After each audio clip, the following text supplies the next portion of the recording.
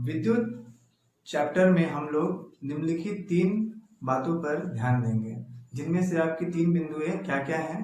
पहला है विद्युत, दूसरा जो बिंदु है वह है आपका विद्युत सेल, और तीसरा जो बिंदु है वह है आपका विद्युत चुंबक।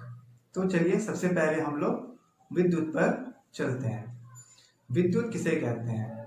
विद्युत एक प्रकार की ऊर्जा है जो कि परिपथ में इलेक्ट्रॉनों के गति के विपरीत दिशा में गमन करती है, और यह ना तो उत्पन्न की जा सकती है और ना ही इसे नष्ट किया जा सकता है।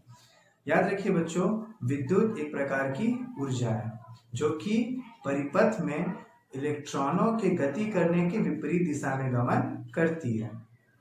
अब हम लोग चलते हैं विद्युत सेल में। विद्युत सेल, जिसे आप लोग बैटरी भी कहते हैं, विद्युत सेल किसे कहते हैं? विद्युत सेल वह यंत्र है जिसमें रासायनिक ऊर्जा का रूपांतरण विद्युत ऊर्जा में होता है।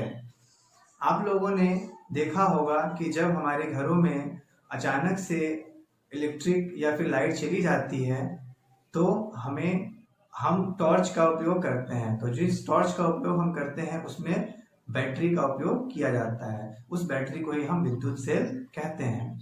अब हम चलते हैं विद्युत चुंबक। विद्युत चुंबक किसे कहते हैं? विद्युत चुंबक, ध्यान रखिए बच्चों, जो आम चुंबक होती हैं उनसे अलग होते हैं। हालांकि चुंबक का मुख्य कार्य दूसरे वस्तुओं को अपनी ओर आकर्षित करना है। हमारी पृथ्वी भी एक प्रकार की चुंबक ही है। तो विद्युत चुंबक, जैसा कि मैंने आप लोगों को कहा कि आम चुंबक से अलग होती है, और इसका उपयोग हम लोग बहुत बड़े बड़े कारखानों में करते हैं। जैसे बहुत भारी भारी सामानों को उठाने के लिए विद्युत चुंबक का उपयोग किया जाता है। विद्युत चुंबक का उपयोग लाउड स्पीकर, विद्युत मोटर, इलेक्ट्रॉनिक क्रेन और टेलीफोन में भी किया जाता है। आइए अब हम लोग परिपथ के कॉन्सेप्ट को यहाँ पर जानते हैं। परिपथ में देखिए, आप लोग जैसा देख रहे हैं यहाँ पर सेल, बैटरी, स्विच, बल्ब और तार है। यहाँ पर सेल का प्रतीक ये है, बैटरी का प्रतीक ये है, स्विच का प्रतीक ये है, और बल्ब का प्रतीक ये है, और तार का प्रतीक ये है। सेल में, जिसे हम लोग बैटरी कहते हैं, आप लोग जानते हैं कि बैटरी में आपके 2 सिरे रहते हैं। जो ऊंचा वाला सिरा रहता है उसे हम लोग पॉजिटिव प्लस से दिखलाते हैं, और जो नीचे वाला सिरा रहता है उसे हम लोग निगेटिव माइनस से दिखलाते हैं। उसी तरह से बैटरी का आपका जो जुड़ने का जो कॉन्सेप्ट रहेगा वो इस तरह से रहेगा, प्लस माइनस, प्लस और माइनस। स्विच अगर आपका बंद अवस्था में रहेगा तो वह इस तरह से दिखाया जाएगा, और यदि बल्ब जल रहा है इसका मतलब क्या है कि वहां पे आप लोगों का स्विच जो है वो चालू कर दिया गया है, इसलिए आपका बल्ब जल रहा है, तो उसका प्रतीक ये रहेगा। तार का प्रतीक आपका ये रहेगा। तो इस चीज को हम लोग एक एग्जाम्पल से देखेंगे, जहां पर हम लोग समझेंगे कि परिपथ पूर्ण कब होता है, और किसे हम लोग खुला परिपथ कहते हैं और किसे हम लोग बंद परिपथ कहते हैं। अब हम यहाँ पर परिपथ के कॉन्सेप्ट को समझेंगे।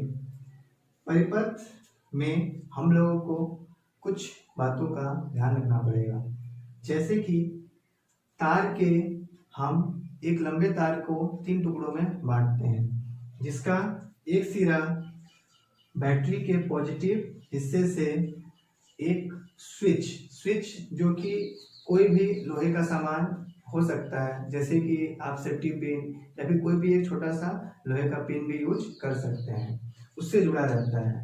तो बैटरी का जो पॉजिटिव हिस्सा रहता है उससे एक तार हम लोग स्विच के एक हिस्से में जोड़ते हैं, और जो दूसरा जो तार का हिस्सा रहता है उससे बैटरी के नेगेटिव हिस्से को हम लोग जोड़ते हैं और ला करके बल्ब के एक सिरे में जोड़ देते हैं, और जो तीसरा तार रहता है उसे हम लोग बल्ब के दूसरे सिरे से जोड़ करके और यहाँ तक लेकर के आते हैं। तो अब इस तरह से हम लोगों का पूरा जो एक परिपथ रहता है वो तैयार हो जाता है। अब बात होती है कि बंद परिपथ और खुला परिपथ किसे कहते हैं। तो बच्चों ध्यान रखिए कि बंद परिपथ किसे कहा जाएगा, यदि हम लोगों का जो स्विच, जिसे हम लोग सेफ्टी पिन या फिर पिन कहते हैं, अगर वो चालू रहेगा तो उस कंडीशन में, उस अवस्था में हम लोगों का बंद परिपथ होता है। बंद परिपथ की अवस्था में विद्युत धारा प्रवाहित होती है, जिसकी वजह से जो बल्ब रहती है वह जलती है। उसी तरह से खुला परिपथ क्या होता है? खुला परिपथ में जो हमारा स्विच रहता है वह बंद रहता है। बंद होने की वजह से यहाँ विद्युत धारा प्रवाहित नहीं हो पा रही है। इसका मतलब क्या है कि यह परिपथ हम लोगों का खुला है। इसका मतलब कि यहाँ से विद्युत धारा प्रवाहित होना बंद हो गया है। इसकी वजह से यहाँ पर हम लोगों का जो बल्ब है वह नहीं जल रहा है। तो ध्यान रखिए बच्चों कि विद्युत धारा यदि प्रवाहित हो रही है इसका मतलब कि वह बंद परिपथ है, और यदि विद्युत धारा प्रवाहित नहीं हो रही है इसका मतलब वह खुला परिपथ है। विद्युत धारा का प्रवाह के लिए स्विच को चालू करना जरूरी है, और विद्युत धारा यदि प्रवाहित नहीं हो रही है इसका मतलब आप समझेंगे कि जो हमारा स्विच है वह बंद अवस्था में है। अब हम इन बिंदुओं को देखते हैं। इसमें से पहला है सुचालक और कुचालक। जिन वस्तुओं से होकर विद्युत धारा का प्रवाह हो जाता है उसे हम सुचालक कहते हैं, जैसे सोना, चांदी और तांबा। जिन वस्तुओं से होकर विद्युत धारा का प्रवाह नहीं होता है उसे हम लोग कुचालक कहते हैं, जैसे लकड़ी और रबर। सुचालक में इलेक्ट्रॉन मुक्त अवस्था में रहते हैं एवं कुचालक में इलेक्ट्रॉन मुक्त अवस्था में नहीं रहते हैं।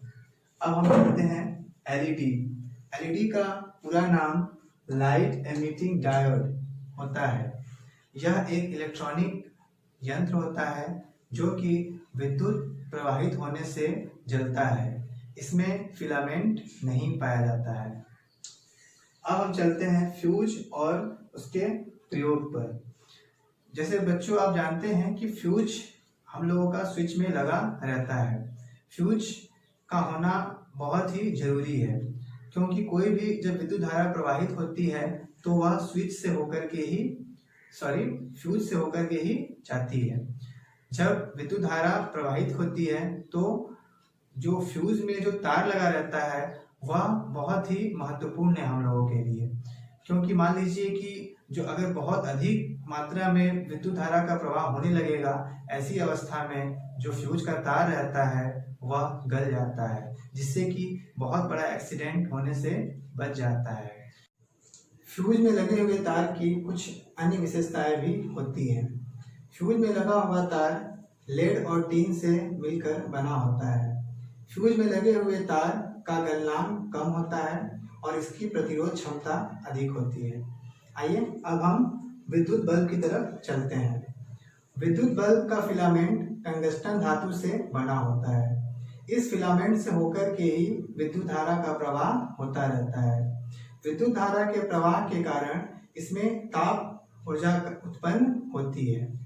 ताप ऊर्जा के कारण यही ताप ऊर्जा जब प्रकाश ऊर्जा में परिवर्तित हो जाती है तो हमें हमारा बल्ब जलता हुआ प्रतीत होता है।